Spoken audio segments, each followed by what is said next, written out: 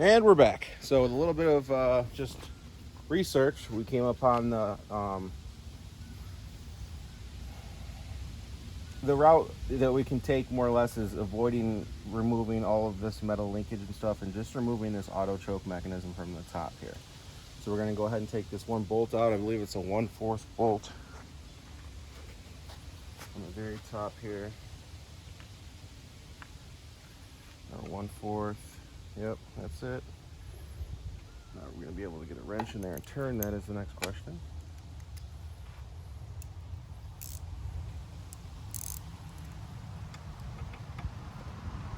Right, just lift up on the cover.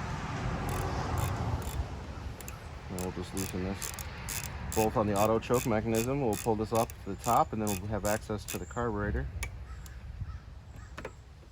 We're going to pull it off and then just undo it by hand.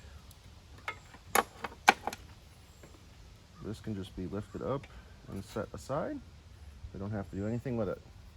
And now we have access to our two bolts down here to get to the actual carburetor. So we'll go ahead and see what size those are. And it looks like we're going to have to pull the bowl off of it to get to it. I don't know.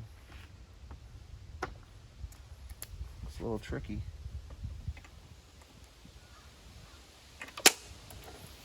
It looks a little tricky. Yeah, I think we'll be able to get it off.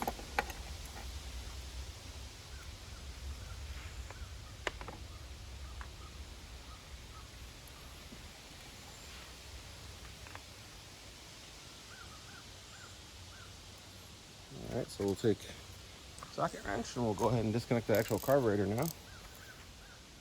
Just these two bolts here. They're kind of hard to see because it's really dirty. We'll get this cleaned up.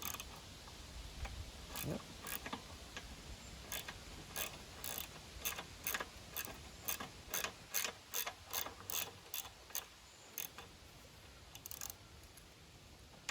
That one's nice and loose.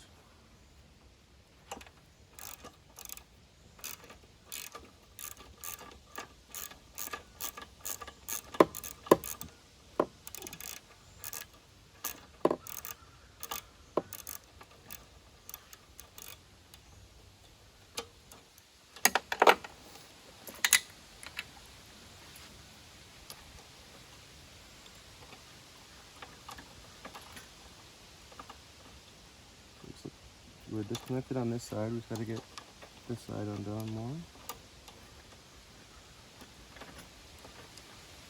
Okay, so we got both bolts disconnected. So if we just lift this up, as far as this linkage goes, looks pretty simple, but it'll go again. We'll take a picture of it just to make sure, and this time I'll make sure I don't end the video like an idiot. So this is the linkage that we have to disconnect. This is the auto choke linkage that's disconnected. So the thing we need to make note of is that this spring goes from that hoop to here and then just clips in here. So that's what we have to unclip. And then this just goes in through the top lever of the carburetor.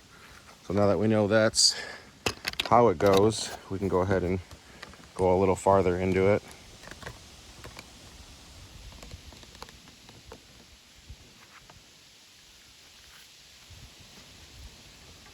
We'll pull this off a little bit.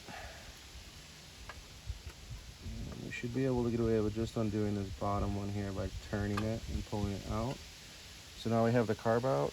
We'll take these bolts out and set them right here. We do not lose them.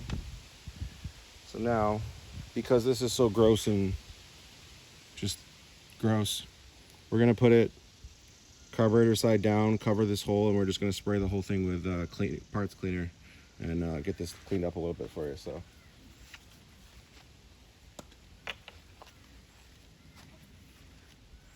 bring it over here.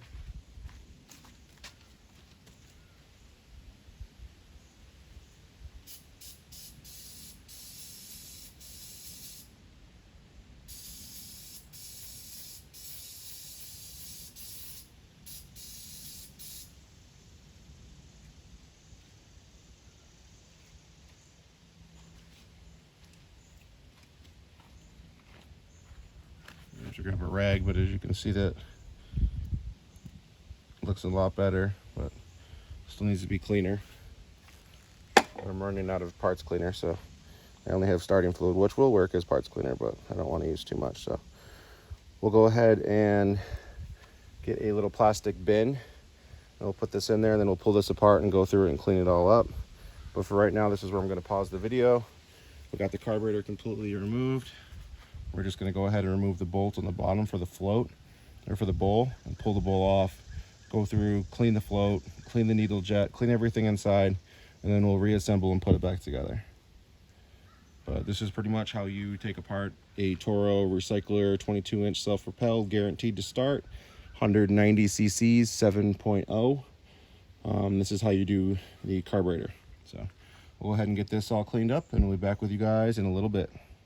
Thanks for watching.